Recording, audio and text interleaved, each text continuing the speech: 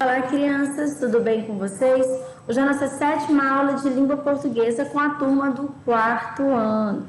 Nessa aula, nós iremos fazer uma revisão do capítulo 1, textos que nos mobilizam, páginas 8 a 14. E os itens abordados neste capítulo são notícia, a estrutura da notícia escrita, os substantivos coletivos e as palavras com LH e LI. Então vamos lá para a nossa página 8, falar um pouco sobre o nosso capítulo 1, que vem com a definição, que ele traz como nome deste capítulo, textos que nos mobilizam. E o que seriam esses textos que nos mobilizam, Bom, gente, um texto que mobiliza é um texto que vai conduzir alguém ou um grupo de pessoas para fazer alguma coisa, tá? E geralmente isso vai ser o quê? Uma tarefa, uma campanha, pode também ser uma ação coletiva.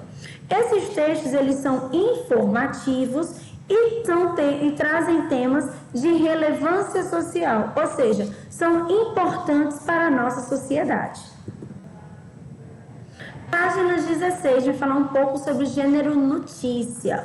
A notícia ela é um gênero, gente, que pertence aos textos jornalísticos, E vai ser um texto que vai informar novidades e acontecimentos importantes. Pode se referir a algo que já aconteceu ou algo que ainda acontecerá. Porque tem notícias que elas vão trazer, elas vão falar sobre um evento e esse evento ainda acontecerá. E também tem notícia que está sendo ali transmitida ao vivo, que vai trazer o fato que está acontecendo naquele momento. Algumas notícias podem interessar a todo mundo. Tem notícia que vai interessar para um país, tem notícia que vai interessar apenas para uma localidade pequena, para um bairro, para uma cidade. Vai depender da notícia. É um texto curto, objetivo, ou seja, bem direto, com aquela objetividade de informar, A notícia é um texto jornalístico e vai ser divulgado em diferentes mídias. Nós temos a televisão, internet, rádio, jornal impresso, então ela pode ser divulgada em várias mídias. Agora nós vamos conhecer algumas características desse gênero.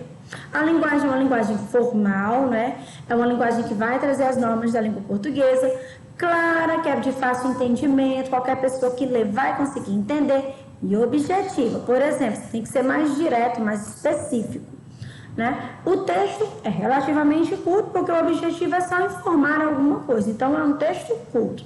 Escrito em prosa, Ou seja, tem seus parágrafos, seus títulos, primeiro, segundo, terceiro parágrafo. Traz fatos reais, Que acontecem mesmo, tem essa questão da veracidade dos fatos, atuais, ou seja, que estão acontecendo atualmente e cotidianos do nosso dia a dia. É divulgado em diferentes mídias, Como a gente já tinha visto, televisão, internet, rádio, jornal. Agora nós iremos falar um pouquinho sobre a estrutura da notícia escrita na página 17. Primeira coisa que nós temos na nossa notícia é o título. Esse título, o título principal, ele também pode ser chamado de manchete. E o objetivo dele é chamar a atenção do leitor e apresentar um pouco do que vai ser descrito, Então, ele chama a atenção do leitor e ele vai vir bem centralizado com letras mais chamativas. Logo abaixo, nós temos a linha fina, ou gravata, ou título auxiliar. Nessa linha fina, ela vai vir abaixo do nosso título principal e vai trazer algumas informações complementares ao nosso título principal. Nesse caso aqui, nesse texto, nessa notícia, nós temos logo abaixo algumas informações, data, horário, a localidade da divulgação desse texto. Então, as notícias impressas, no caso, gente, elas também podem trazer fotos e essas fotos podem também vir com uma legenda, que a legenda ela vai explicar o que é aquela foto. Bom, e aí nós temos o nosso primeiro parágrafo. No primeiro parágrafo ele é chamado como lead, ele é um resumo da notícia e vai trazer algumas informações bem rápidas e bem objetivas.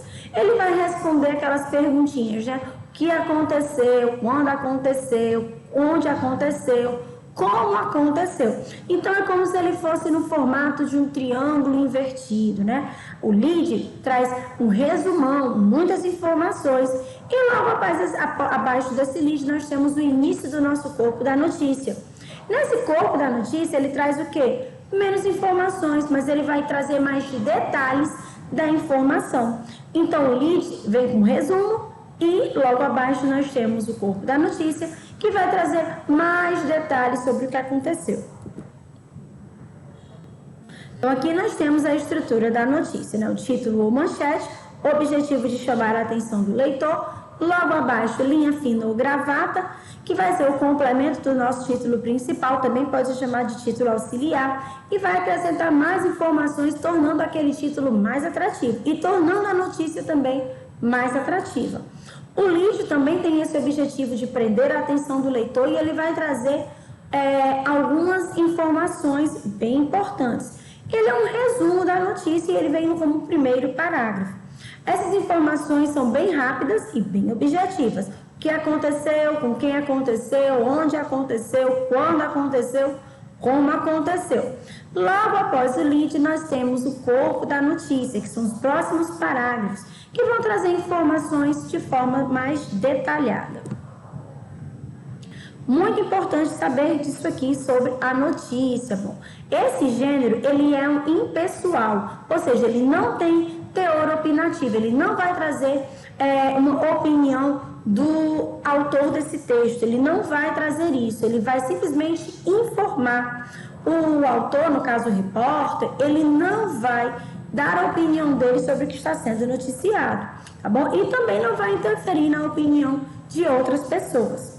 Algumas notícias podem interessar a uma localidade, ao mundo inteiro, vai depender da notícia. O discurso predominante da notícia é indireto, então nada de colocar 2 pontos e travessão, você vai reproduzir a fala da pessoa que foi entrevistada. Por exemplo, Dona Maria falou, 2 pontos. A rua está nosso bairro está muito perigoso. Você não vai colocar assim, você vai colocar Dona Maria falou que o bairro está muito perigoso, ou que o bairro em que ela reside está muito perigoso. Então, você vai reproduzir a fala dos personagens envolvidos, as pessoas que foram entrevistadas. E a notícia, ela não é assinada pelo repórter, né?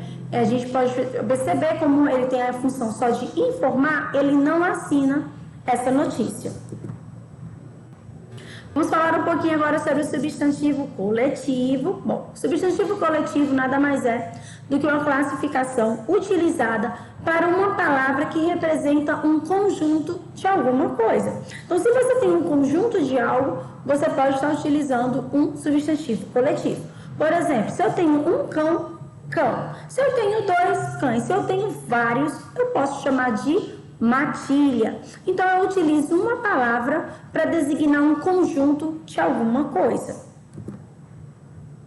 Aqui eu coloquei como exemplos, tá bom? Conjunto de livros, nós temos uma biblioteca. Conjunto de alunos, nós temos uma classe.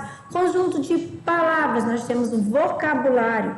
Conjunto de professores, nós temos um corpo docente. E no livro de vocês, na página 22, tem uma lista, né? Bem com alguns substantivos coletivos que vocês podem estar lendo e aprendendo. Esquadrilha de navios ou aviões, alcateia de lobos, molho de chaves, nuvem de insetos ou gafanhoto, tá bom? Também pode ser gafanhotos aqui. Cordilheira de montanhas, pelotão de soldados, enxoval de roupas, ramalhete de flores, cacho de bananas, de uvas, recha de alho, cebolas, feixe de lenhas ou capins e rebanho de ovelhas.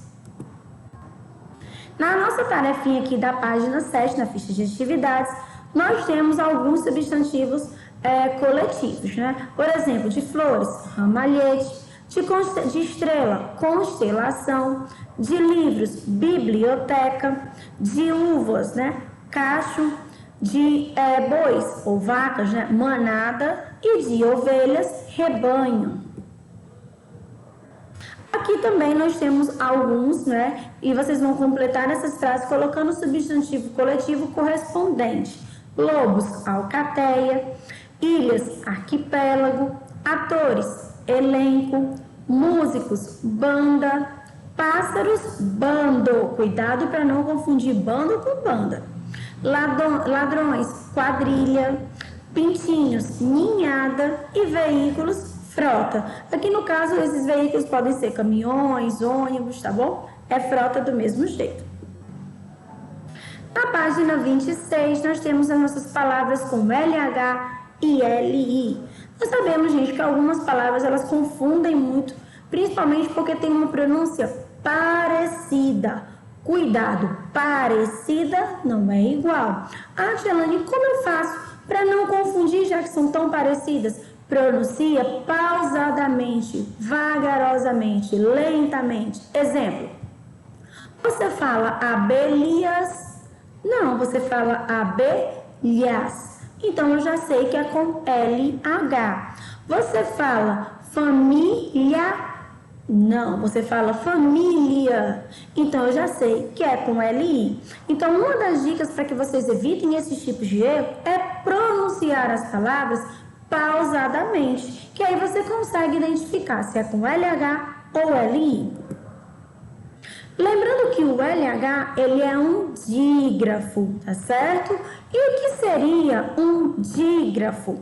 Bom, um dígrafo acontece quando duas letras representam um único som, tá bom? Por exemplo, você não vai falar no LH, você não fala o L e o H. Você fala família. Tá vendo que ele faz uma única pronúncia? Desculpa, família não, gente. Molho, né? Ou então... molho, palavras com LH, palha. Você não fala palha, você fala palha.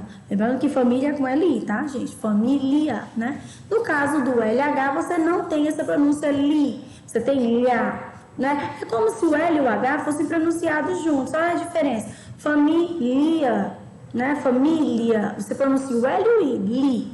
Se você vai falar palha, você não fala palha, você fala palha. Então, esse L e esse H, eles têm um único som. Por isso, são classificados como dígrafos. Os dígrafos, gente, eles podem ser consonantais ou vocálicos. Consonantais, quando eles vão ter a pronúncia de consoantes, né? E vocálicos são aqueles sonzinhos que nós temos, que é o an, em, in, on, que são esses aqui. Por que eles têm esse som vocálico? Porque é como se eles fossem substituídos, esse an, por um tio. Então, ficaria como se fosse um a e um tio. Por isso, são dígrafos vocálicos. Eles possuem uma única pronúncia. E os nossos dígrafos consonantais são aqueles em que uma consoante será pronunciada. LH, NH, CH, RR, SS, QU, GU, SC, S cedilha e XC. Cuidado para não confundir, gente. No encontro consonantal com dígrafo. O encontro consonantal, as duas consoantes serão pronunciadas. No dígrafo isso não acontece. Exemplo, quando você vai falar chave com CH, ele parece um som de X, tem uma única pronúncia. Mas, por exemplo, se você for falar a palavra braço, você fala bra, o B e o R serão pronunciados, por isso é um encontro consonantal. Isso também acontece com a palavra piscina, em que o SC é um dígrafo, e na palavra escada, o mesmo SC é um encontro consonantal. Então, a gente pode perceber que nós temos que ter cuidado que alguns dígrafos podem aparecer em algumas palavras como encontros consonantais. Então, não adianta decorar, né? Ah, SC é dígrafo, porque vai depender da pronúncia naquela palavra. E aqui nós temos alguns exemplos de palavras com LH e LI, né? Que é para vocês não confundirem, é só pronunciar pausadamente. Olha só, sandália, alho, agulha. Então, a gente pode perceber que alho e agulha, LH. Sandália, LI. Vamos para a correção da nossa ficha de atividades na página 15. Ligue o adjetivo com o seu respectivo superlativo, né? Respectivo superlativo, gente, no caso, é aquele grau em que você está com algo muito elevado, né? Por exemplo, muito longo, longuíssimo, muito escuro, escuríssimo, muito difícil, dificílimo. Então, vocês vão ligar longo a longuíssimo, escuro a escuríssimo, e difícil a dificílimo.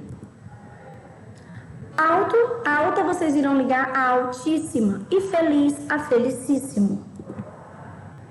Quinta questão, vocês irão escrever 5 frases usando comparativos de igualdade nas linhas abaixo. O que é o comparativo de igualdade? É quando eu vou comparando de maneira igualitária, tão quanto ou tão como. Por exemplo, chocolate é tão gostoso quanto bolo. Então, vocês vão criar 5 frases e é uma resposta pessoal. Na terceira questão, vocês vão criar 5, mas agora com o comparativo de superioridade. Mais que ou mais do que. Exemplo, chocolate é mais gostoso do que bolo. Bom, gente, eu vou ficando por aqui. Espero que vocês tenham entendido e gostado da nossa aula de revisão. Estudem bastante, continuem se dedicando e acompanhando as nossas postagens através da agenda eletrônica. Grande abraço e até a nossa próxima aula. Tchau, pessoal!